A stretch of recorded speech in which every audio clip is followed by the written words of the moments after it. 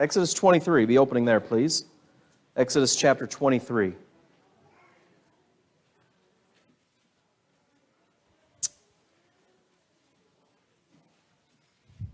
I asked a question last week as we were getting started about basically why bother with this study? Because we are not Jews. We don't live under the jurisdiction of the law of Moses, and so who cares, you know? Well, some of the answers, I guess all the answers you guys gave were right. We need to know the Old Testament to know the New Testament, but when you see chapters like, the contents of the chapters like we're going to study tonight, it becomes a little more clear, because a lot of this chapter, the first part of this chapter mainly, I guess, first 9 verses, is about how to enact justice in the new system as the nation of Israel. That's one thing we've been talking about. They've come out of Egypt. They are going to become a nation settled eventually, and they have to have laws. There has to be law and order, as we say. And so there's a lot from chapter 20, the Ten Commandments, as they are revealed, through chapter 23. And chapter 24 is really the confirmation, you might say, or the ratification with blood of the law of Moses. So chapter 23, verses 1 through 9, is about enacting justice. So, just to start reading, "Thou shalt not raise a false report, put not thine hand with the wicked to be an unrighteous witness." So, we talked about this word, or I've used this word a few times, dealing with various laws, animal control laws, capital punishment laws from chapter 21, property laws in chapter 22, in the process of adjudication, going to court essentially. There were to be no false witnesses. And of course that goes back to the law of Moses, doesn't it? Or, to the Ten Commandments specifically. "Thou shalt not bear false witness against your neighbor." Chapter 20 and verse 16. But this goes just a little deeper. What would we call that today if you were to lie in court? What do you do to yourself when you do that? You perjure yourself. Perjury. So there it is. Today we would call this perjury. And I have marked chapter 14 in here because of what happens there. So I'll flip over there and just read it real quick. Verse 55 beginning, Mark 14. "And the chief priests and all the council sought for witnesses against Jesus to put him to death, and found none." So the chief priests, the council, this is the Sanhedrin. These would be Sadducees. This might include some Pharisees. These are the spiritual elites of the day, right? And they're going to court, essentially, against Jesus. They could find no witnesses. "For many bear false witness against him, but their witness agreed not together. And there arose certain and bare false witness against him, saying, We heard him say, I will destroy this temple that is made with hands, and within 3 days I will build another made without hands." That's recorded in John chapter 2, and that's not exactly what he said. "Destroy this temple in 3 days and I will rebuild it," is what is recorded in John chapter 2. Of course, he was talking about what? Yeah, he was talking about his body. But you remember their response there in John 2 was, this temple's been in the process of being built for 46 years. It wasn't done yet. And this is right after the miracle of turning the water to wine in Cana of Galilee. It really took up to nearly 80 years to complete that temple. It's taken 46 years to get to this point, and you say in 3 days you're going to rebuild it. So, there's a grain of truth in their testimony, right? Because he did say, "Destroy this temple, and within 3 days I'll rebuild it." But they embellished his words. That's a false testimony. Well, they take that, they run with that, of course, and ultimately they put him to death. But anyway, back to Exodus chapter 23. Those people there in Mark 14 should have known this. Well, the fact of the matter is they did know this. Don't raise a false report, and don't go along with others to make a false report. Don't follow a multitude to do evil. This is a good verse. And so your second blank here, a consensus does not make something right. What is it when people come to a consensus?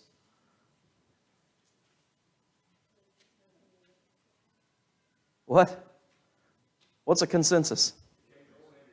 Majority decision. Most everybody agrees. We hear that term in the political realm a lot, talking about various topics. Well, the consensus is this or that.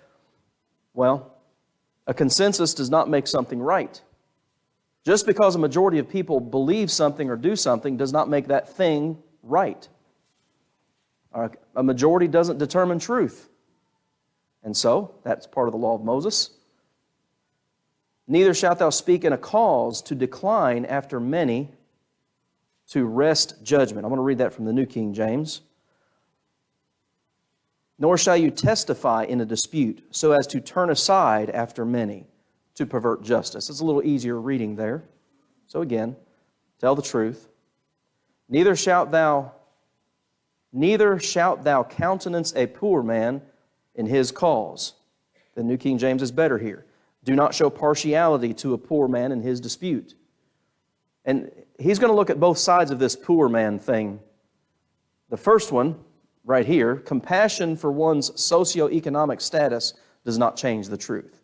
Just because a person's poor doesn't make them right, and doesn't mean they should win a case or the person against them win a case, whatever.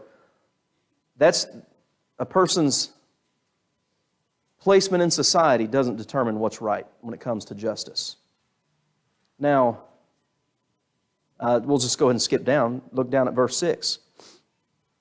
Thou shalt not wrest the judgment of thy poor in his cause. The New King James, you shall not pervert the judgment of your poor in his dispute. So, again, that's kind of the other side. Don't pervert justice either against the poor or the innocent. And that was one of the problems, particularly as you read the prophets. I sat down last night. I've been intending to do this for a while and read through Jeremiah. I have not done that in a while. And the other prophets, Isaiah talks about this, the injustice that was taking place in Israel. Of course, Isaiah and Jeremiah are approximately 150 years apart, but that problem of injustice was never remedied. So don't, and that's your third blank, don't pervert justice against the poor or the innocent. Proverbs talks about perverting justice against the innocent. I didn't put any of those in your outline, though, but a lot of verses on that. Verses 4 and 5, if thou meet thine enemy's ox or his ass going astray, thou shalt surely bring it back to him again. What might be the natural inclination? Somebody that you really don't like, and they're an ox, a beast of burden, is in trouble. Their tractor's stuck in the ditch, let's say. What might be the natural human response to that? That's exactly what he deserves. And I hope he has a hard time getting it out, too. The law of Moses says, if you run into your enemy's animal, you help it back. You help it out if it's stuck. If thou see the ass of him that hateth thee lying under his burden, and you don't help, you need to. This is about justice for all. Don't pervert justice. The Israelites were to be compassionate and helpful even to their enemies. Doesn't Jesus talk about that? Let's go to Matthew chapter 5 real quick. You know, and that's the thing. Jesus, He is what we might call the author of the new law, certainly the mediator of the new covenant. But He Himself lived under the old, didn't He? So He's reiterating a lot of these things, but it becomes applicable then too under the new covenant. Look at Matthew 5. Somebody read 43 to 47. That'll do. No, 43 to 45.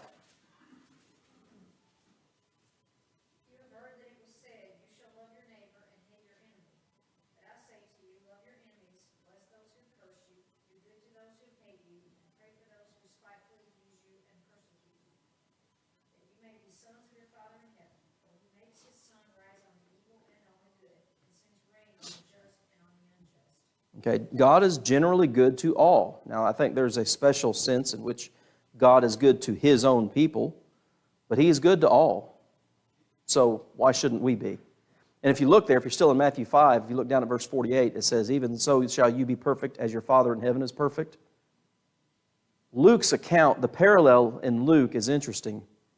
And what chapter is that? I want to say it's Luke chapter 6. But Luke's account says, thou shalt be merciful even as thy Father is merciful.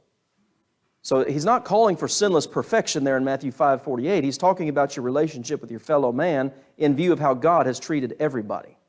Be merciful just like your Father's merciful. Mercy triumphs over judgment, James tells us in James chapter 2. No mercy will be shown to the one who shows no mercy, James tells us. And so, again, while the natural human inclination might be, my enemy's in trouble, his animal's in trouble, whatever, I'm glad, and I hope it's difficult to fix. It's the wrong way to be. And then starting in verse 9 here, I guess we'd say. We'll start in verse 8. Back to Exodus 23. Thou shalt take no gift. Well, bribe is a better word here. For the bribe blindeth the wise and perverteth the words of the righteous. Okay? Bribery.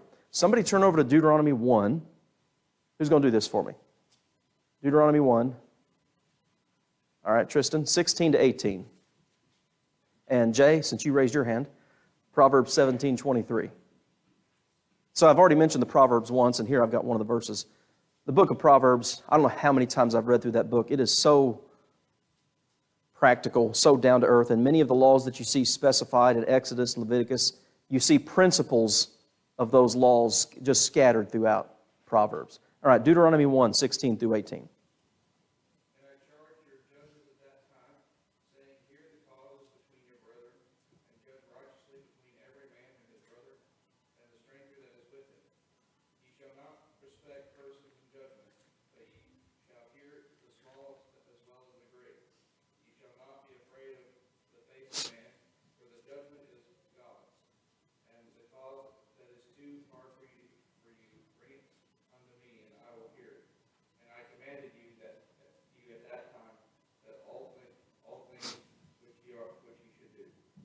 All right, this is Moses, Deuteronomy. Second law, that's what that word means. It's a reiteration, a reconfirmation, let's say, of the old law. And what he's telling them there about the judges is what we're reading here in Exodus chapter 23. Don't be afraid of any man. I don't care how wealthy he is, how poor he is. You don't show partiality to anybody. And he makes the point there in verse 17, for the judgment is God's. That's really what you're enacting when you have these cases. All right, Proverbs 17:23. Which man accepts a bribe behind his back, perverts the ways of justice. Perverts the ways of justice. And, we've seen that kind of thing in our own culture, haven't we? All right, any questions or comments on those first 9 verses? You see why it's good to read the Old Testament? I mean, aren't these laws still applicable today? So, if you don't know the first 2/3 of your Bible, you're going to struggle with the last third of it. All right, Sabbath laws. Exodus 23, 10 through 13. Here's the thing about the Sabbath laws. There are many different Sabbaths. Of course, you have the weekly Sabbath, but then you also have a yearly. You also have this 7th year, which is specified here for the land. The sabbatical year was for the rest of the ground and for the benefit, your next blank, and for the benefit of the poor. So, 6 years, sow your land, verse 10, gather. But the 7th year thou shalt let it rest and lie still, that the poor of the people may eat. And what they leave, the beasts of the field shall eat. In like manner thou shalt deal with thy vineyard and with thy olive yard. I mean, these laws, while very specific, are displaying the mercy of God, aren't they? The graciousness of God and what He expected of His people. 6 days thou shalt do thy work, and on the 7th day thou shalt rest. All of your animals, your servants. Why? That they may be refreshed. Oh, and the stranger. Even the non-Jewish person who works for you, they get to rest too. All right? Be circumspect in all these things. Make no mention of other gods, neither let it be heard out of thy mouth. Verse 13. Let's run over real quick. I tell you, who wants to read for me? 2 Chronicles 36:21. Colin, get Leviticus 25:20 and 21.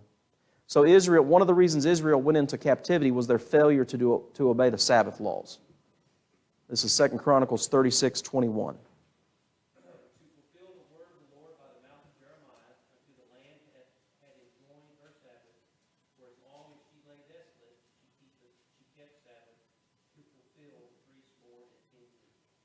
Threescore and 10. What is that? 70 years. Babylonian captivity. And it says there, which Jeremiah spoke. You can read that specifically in Jeremiah chapters 25 and 29, where he specifies that 70 years. All right, Colin?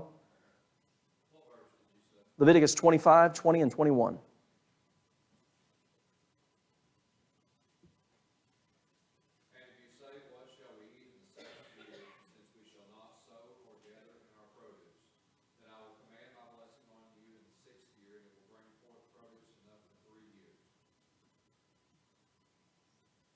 So, you mean no crops for a whole year?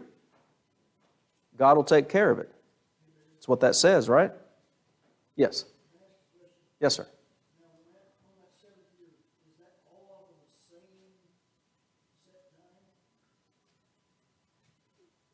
This does, yes.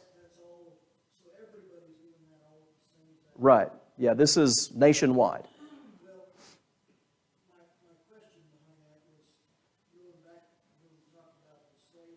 Yeah, the year of Jubilee. Well, was that a set, or was that from the point they, signed that contract? I think, from my understanding of that year of Jubilee, release of the slaves, was set. But if you hired a servant or got a slave, however you want to say it, and it was the 4th year, you still set him free in the sabbatical year. Yeah. Okay, so God would take care. He would provide for them in that 7th year. But they failed to do that. Again, 2 Chronicles 36, Jeremiah chapters 25 through 29 addresses that repeatedly. So that's one of the reasons they went into captivity. Any questions or comments on that?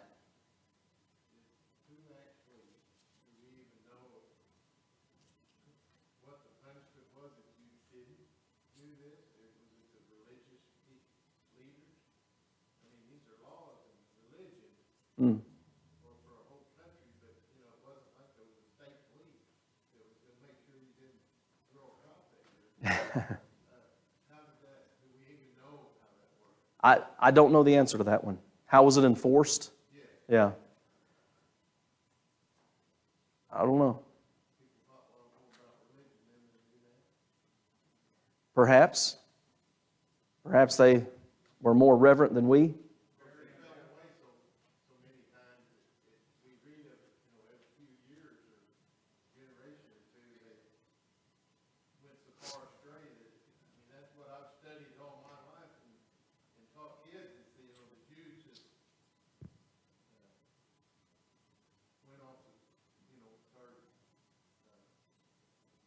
Yeah. Yeah. Well, of course, I mean, you have the judges. You have 400 years of the period of the judges, so there would be naturally law enforcement somewhere in some form. You've got the judges that carry out all these cases. So they had means of keeping a check on it, you might say. What did you say, Kevin? Did you say something? Well, what I was going to say is undoubtedly they didn't have any for long periods of time because God ultimately took care of it by sending them Yeah. for this in 70. I don't know when they started not, keeping it specifically, but they obviously didn't keep it very long. And inevitably until the point that God sent them away, I'm sure there were still, ultimately we call that a remnant coming back, but there was probably a small group that was still keeping it up until the time they were taken away.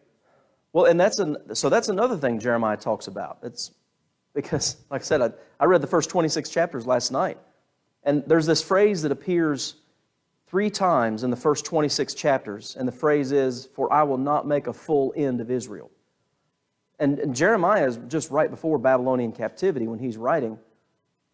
And Babylon's coming. It's a boiling cauldron out of the north that's coming. God's fury is hot. And Israel's going to be destroyed, or Judah, I guess, at that time. But he still says, I'm not going to make a full end. A lot of people died. A lot of people were carried off into captivity. But there was a remnant. There were faithful few that were just that, faithful. Did I see a hand back here? Yeah. In the year of Jubilee, was the land to return back to the original family? That seems right. They could redeem the land if they wanted to. I don't know that one off the top of my head. Another thing, there was times that the laws of God were completely lost, right? Yeah. Well, was it So they found them. Josiah was rebuilding the temple and they said, we found the book of the law. And it's like, when you find something, that means they didn't have it. They lost it. So that went on for a long. Well, you've got a period of time like Manasseh. Manasseh was the longest reigning king of Judah. He reigned for 55 years, and he was possibly the worst. He's right before Babylonian captivity. And he is just horrific. Where was the book of the law at that time, you know? Again, there was still a remnant, but by and large, Israel was unfaithful. Anything else? And so one of the important things about the Sabbath laws is because there are people today who believe you still have to observe the Sabbath. I guarantee they don't observe the Sabbath. Because it's not just a Saturday thing. It's so much more than that. But that's all people know about it. Well, you work 6 days and not the seventh. Sure, that's a small part of it, but there's a lot more to it than that. So, and that's what James says in James 2. If you offend in one part of the law, you are guilty of all. So, if you're going to do it, you better do it right. Okay, verses 14 to 19, the 3 annual feasts. And as we progress, and I've got several verses here, we're not going to look at all these. All Jewish males are required to attend these 3 feasts. Let's see, what verse are we in? Verse 14, 3 times thou shalt keep a feast unto me in the year. Verse 15, the feast of unleavened bread. That's also known as the Passover. Verse 16, the feast of harvest, which is also called the feast of Pentecost or the feast of weeks. And then verse 16, the feast of ingathering, or it's also called the feast of booths or the feast of tabernacles. So, Deuteronomy 16, verses 16 and 17 specifies that all Israelite males were to be in Jerusalem for these 3 feasts. That doesn't mean the women couldn't go, but it was specified that the males had to go. And you could imagine, probably families most of the time went together. Again, I've got all these verses here. We're not going to take time to look at these. But if you want a better picture of the totality of these feasts, just read Leviticus chapter 23. So you might make a note of that in the margin of your Bible, Leviticus 23. We are probably most familiar with the first 2, Passover and Pentecost, just because of their regular appearance throughout the entirety of Scripture. Pentecost, an interesting thing about it is the timing of it. Every time the Feast of Pentecost was celebrated, it always fell on the first day of the week. Every time without exception. So, on what day did the Lord's church start? The day of what? Pentecost. First day of the week. So that's just something interesting to note. That's Leviticus 23, verses 15 and 16. But then there's also the Feast of Booths or Tabernacles, and that was a reminder for the Israelites. They dwelled in booths for a certain period of time. It was a reminder of their time in Egyptian captivity, but also their wandering through the wilderness. And that's specified in Leviticus 23, verses 33 to 44. Okay? Well, here it is in verse 17 as well, in Exodus 23. 3 times in the year all thy males shall appear before the Lord. One thing that the Deuteronomy passage says is that when they do appear, they should not appear empty-handed. You have something to bring to God. Any questions or comments on that?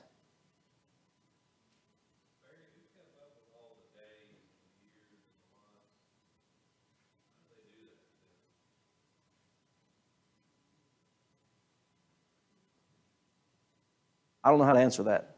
How do they keep up with it all?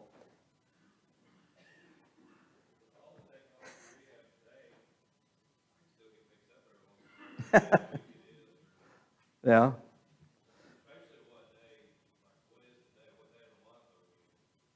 Right.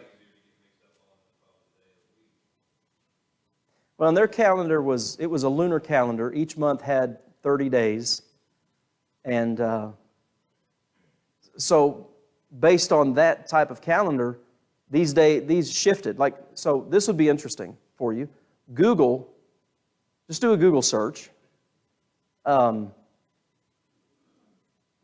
is, in 2025, when is Passover? But then do it for 2026, because there'll be several days difference. It's not always the same days, calendar days. It's always different. But they knew. Of course, they had the priesthood to keep things in order too. So, and see, that's one of the things about, we're told that we have a better covenant. And just like Joe said, I've forgotten doctor's appointments.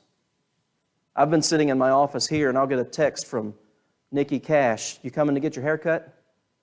Because I didn't write it down somewhere. We have a better covenant. We have the first day of the week. There's not all of these. And so the Hebrews author in Hebrews 9 goes into detail about the first covenant that was made on earth, or the first tabernacle that was made on earth, and then the second tabernacle that's made without hands, which is the church. And one of the things he says about that first covenant and that first tabernacle is that it was carnal. There are a lot of physical things to be done, like what we're reading about here. It's not just the feasts and when you go, but it's what you do once you get there. And who's supposed to be there. And I'm thankful that we have a better covenant and that it's established on better promises. We're always hearing in the Bible about scribes and scholars or whatever. I was going to look at scholars, what it said about it. Under scribes, it's a wise man. And so it's almost like you had your wise men in the church. They may not have been a priest, but they were the smartest men that kept up with things of what he's talking about. Scribes were kind of like copyists. They didn't have the press yet. The Gutenberg press, what was that, 15th century? Mid-1400s, the Gutenberg press came out. And so if you had a copy of something, it had to be handwritten. In fact, the kings were told to do that. In Deuteronomy 17, verses 14 through 19, one of the requirements of a king was he have his own copy of the law, and he read it every day. Not the whole thing, but you read from the law every day. They failed to do that.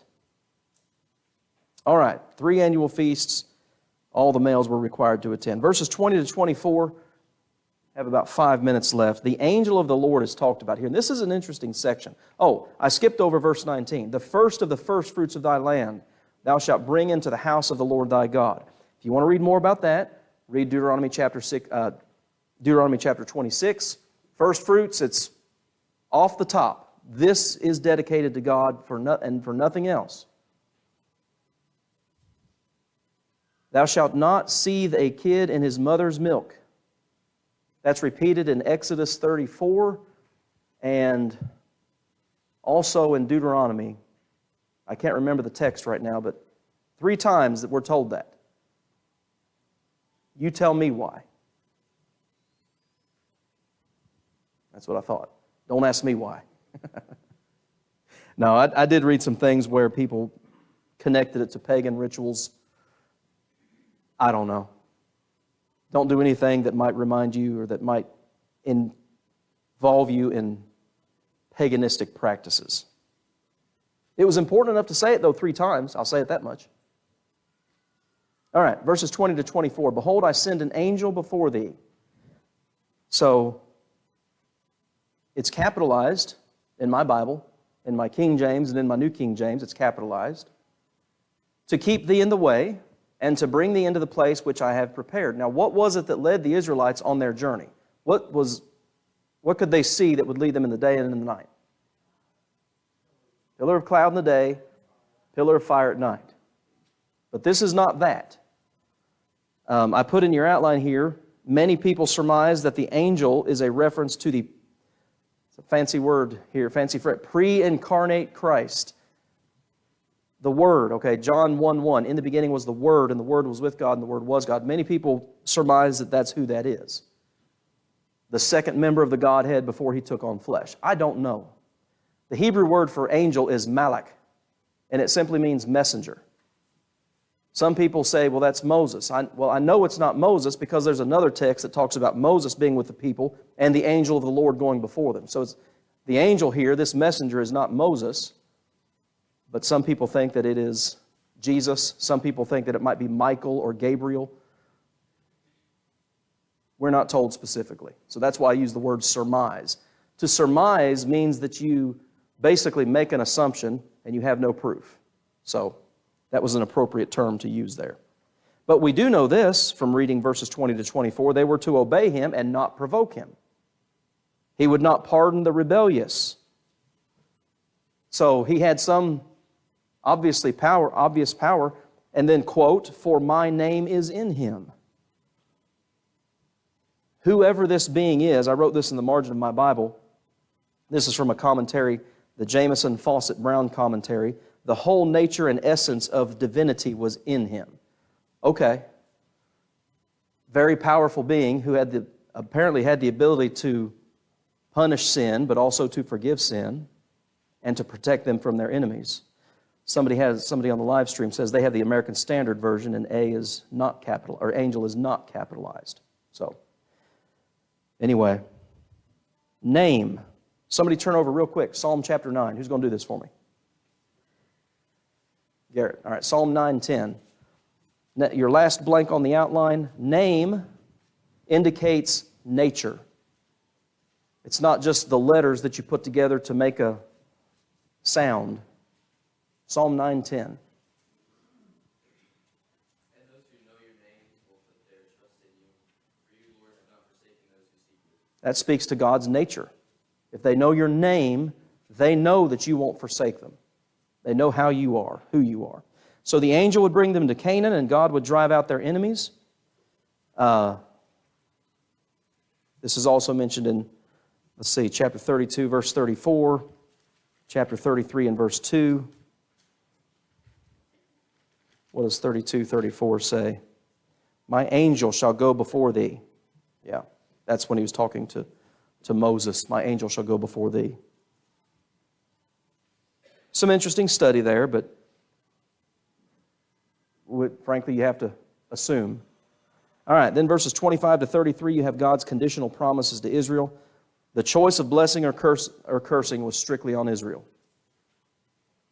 It gives the borders of the kingdom. Once they get to the promised land, it's, what does He say here? I will set thy bounds from the Red Sea, even unto the sea of the Philistines. That would be a reference to the Mediterranean Sea. The Red Sea, of course, is, if I had a map, it's down south. Philistia is over here, kind of, well, the Gaza Strip, that general area over here by the Mediterranean Sea. And from the desert, that would be like northern Saudi Arabia today, even to the river. And the river in the Old Testament, when it just says that, the river, it's typically talking about the Euphrates. So we're talking pretty far east. 1 Kings 4:21 lays out the boundaries of Solomon's kingdom, and there you see the same thing. Solomon is when the kingdom of Israel is its largest and most powerful, and it declines from there. All right, guys. Nature. Name indicates nature. Yeah. Christ. The one right before that was Christ. People think that angel is a reference to the pre-fleshly Christ. All right, guys. Thank you.